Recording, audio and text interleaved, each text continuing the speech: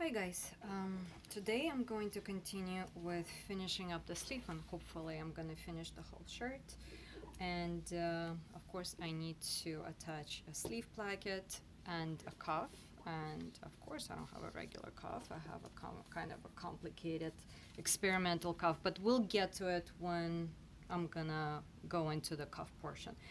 But first of all, I wanted to thank everybody who reached out and gave me feedback. That was really important to know that this information is useful. I will try to add this to the highlights so you can reference back to these videos at any time after. But for now, I decided to show you different plackets from ready-to-wear shirts that I found in my closet that were a little bit different. So let me go into that. I'm going to start with a couple shirts that I've done in the past, and this is a pretty regular method. You will find a lot of different tutorials for this, but I wanted to show it to you side by side so you can see what it looks like on the inside as well, because most of the time the shirts will look exactly the same on the outside, but once you turn it inside out, you kind of see that the method is radically different. So let me start pulling other shirts to show you how different they are, so we can kind of like call it a little sleeve placket study. I found one more shirt that I did in the past that is a little bit different from the other ones because of the construction of the sleeve. It's a two-piece sleeve, so I had to put a placket on one of the seams of the sleeve. And what's different about this is that the under placket is the part of the sleeve, because I had the extra seam allowance, so I did the turn, and then I treated the top portion, the actual placket, in the regular manner. The only thing is that you have like this raw edge here, but in the fabric that doesn't fray so much, it could work. My first ready-to-wear shirt that I want to show you is from probably my favorite denim brand. It's a New York-based brand, R13. The guy who launched it actually has a very extensive background in denim, so his denim is phenomenal. And denim is science, and this is why I never go into denim, because I know nothing about it. But anyway, here's the sleeve placket, and it's very similar to menswear shirts that I found, which I'm gonna show you next. And what it is, it's this under placket is also, it's a turn, and it's a part of the sleeve. And then the placket is done a little bit different. There's a little turn here, and on the next video, I'm gonna show you what I mean by this, because I actually took one of these plackets apart. And here's the menswear shirt that I was mentioning with my R13 shirt. So you see, it's the same method. It's the turn that goes to nothing for the under placket, and it's a placket that is constructed almost the same way as the usual placket, but the difference is that this little part is turned, so this edge is clean. So what happens, basically, you're kind of like sandwiching this in, and then on the other side, it's the nothing that you come to has a little bit of the fraying, and this part is finished because it's turned in. And then you finish the regular box stitch all around. So that's one method that I found in my closet. Next is my Hermes shirt for men. It looks like a regular placket again, but of course it's a little bit different, and maybe you don't see it as well because it's a print, or jacquard rather. But anyway, so under placket, it's not a turn, it's actually, it's a piece that's attached, but here's the seam and here's the seam. Instead of like being sandwiched in, it's turned, like the edge is the actual edge, and there's a seam on the edge and the under placket. And it looks like what they're doing after is that this little triangle, they secured it with the stitch because this is all empty. And then when they do a little box to close the placket, that kind of keeps the whole thing in. But it's not really clean, it's a little bit messy. And here's another another menswear shirt from Margiela.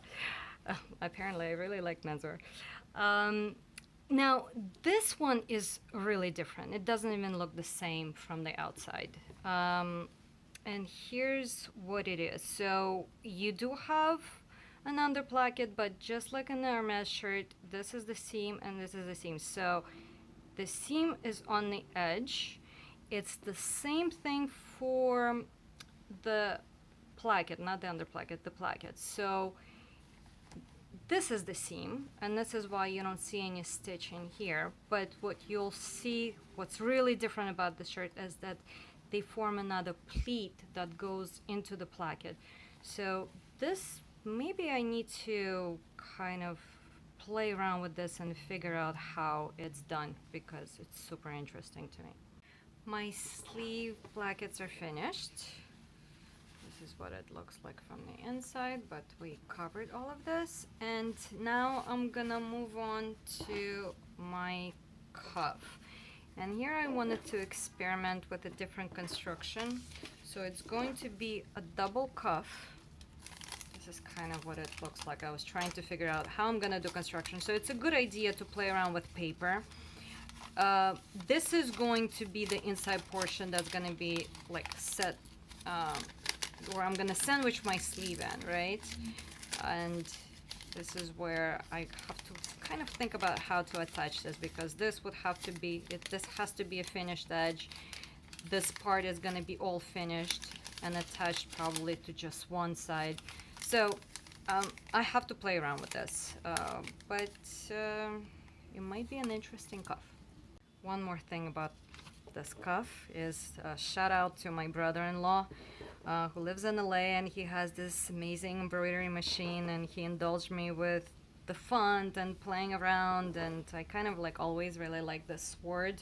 So I think I'm gonna use this version, so it has a contrast, but kind of like this version as well. The thing is that you know, it's done on this particular fabric, and this is why I was determined to do something with this fabric, because this was already done. It's been done for a couple months, and finally I'm doing something with this. So I'm really hoping that it's gonna turn out very well. One more thing I wanted to mention is the method to keep your corners really nice and sharp. Of course, when they're 90 degrees, I wouldn't do it in any other angle.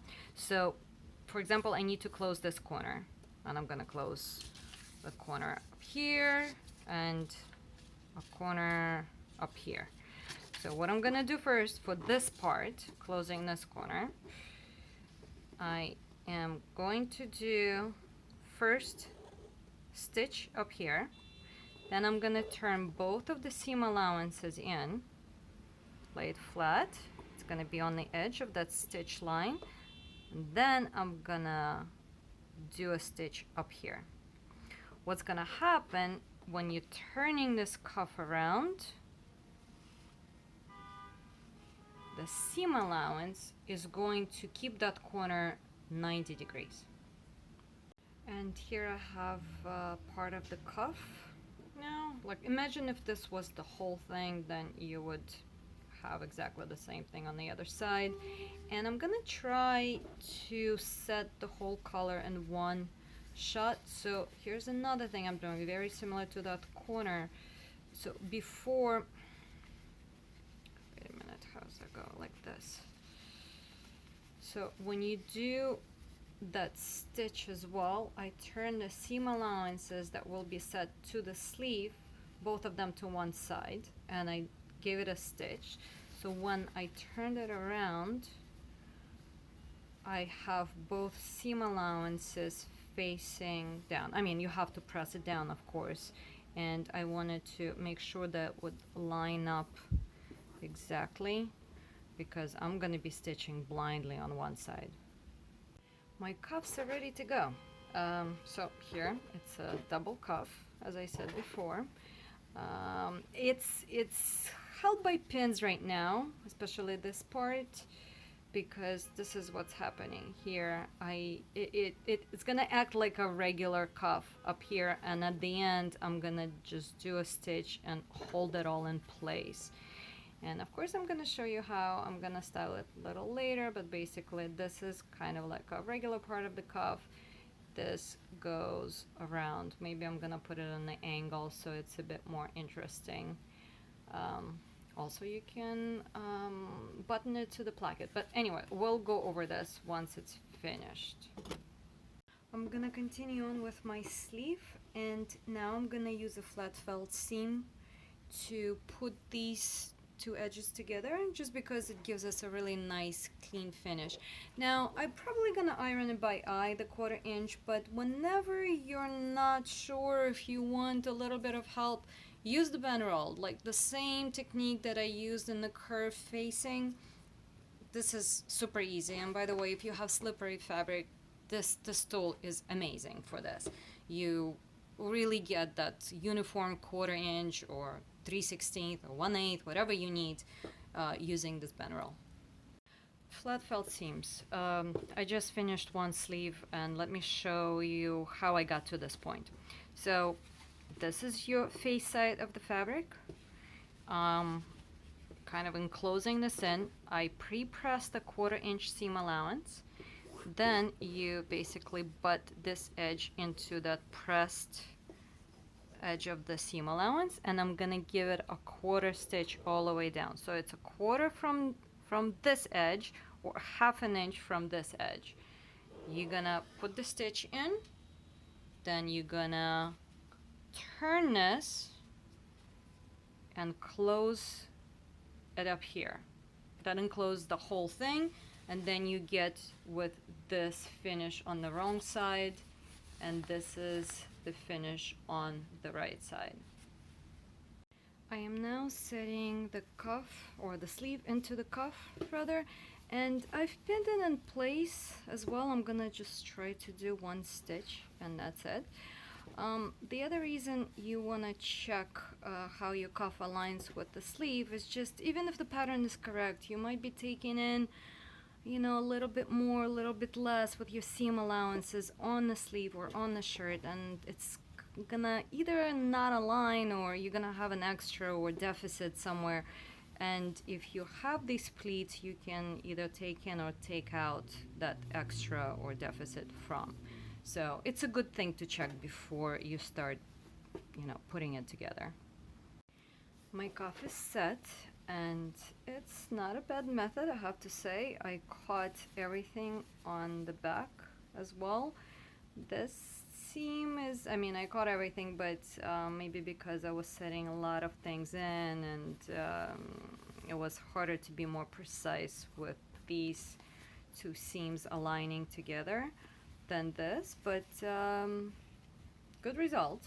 I will do it again, and I think I'm actually gonna try to do a flat felt seam for the sleeve and set it into the body. Originally I thought I would need to set it in like a regular sleeve and maybe bind it together, because I have these two facings and the main body of the shirt overlapping. So while in this part I have 4 layers of fabric, on these, like these little edges, actually turn out to be 8 layers of fabric, because there's the seam allowances for both sides, etc. So I thought it's going to be like really hard to turn them, but I guess it's a thin cotton, and I think I'm gonna be able to do it. And I would rather have a flat felt seam than binding after. And what I'm definitely going to do now, I'm going to use my bend roll in order to turn the seams in before I start attaching it. My sleeve is ready to be set in, so what I did is I applied the bend roll on the wrong side of the fabric. I did the stitch all around. I went to the iron, I pressed it, so the seam allowances are facing the face side of the sleeve. I removed the stitch, I repressed it again. Now I'm going to attach it to the sleeve first, and kind of like do the same method as you would for the regular flat felt. But what This is really gonna help us when we're doing that second stitch because it's already pre-pressed. It's on the curve. It's usually like really hard to keep it nice and clean and uniform, so that's why I'm using the bend roll. I'm ready to set my sleeve in. So as I said before, this is already pre-pressed. I've pinned it around because there's a little bit of ease, so I want to make sure that everything goes in nicely. And I'm gonna give it a 1/4 inch stitch up here again, just a regular flat felt construction. So it's 1/2 inch from the edge or 1/2 inch from the, 1/4 inch from this edge, all the way around. Then I'm gonna turn it around and stitch it up here, closing everything in. Both of my sleeves are now set, and this is what it looks like from the inside, and this is what it looks like from outside. So it's pretty nice and clean.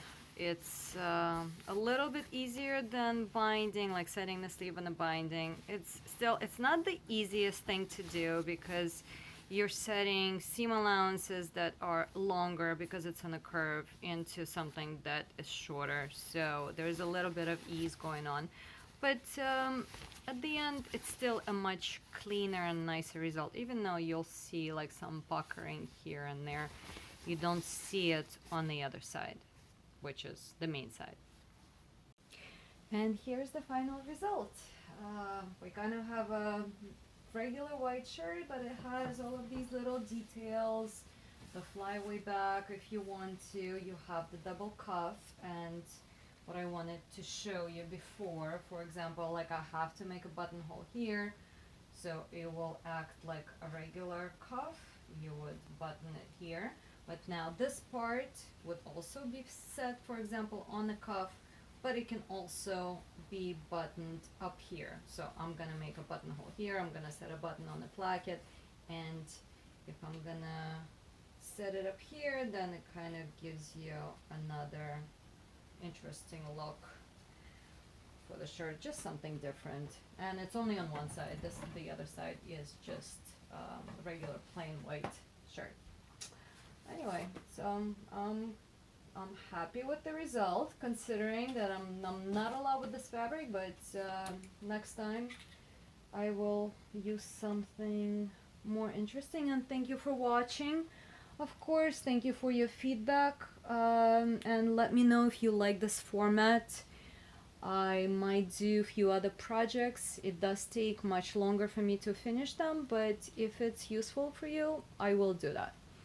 Thank you, and good night or good morning, depending where you are.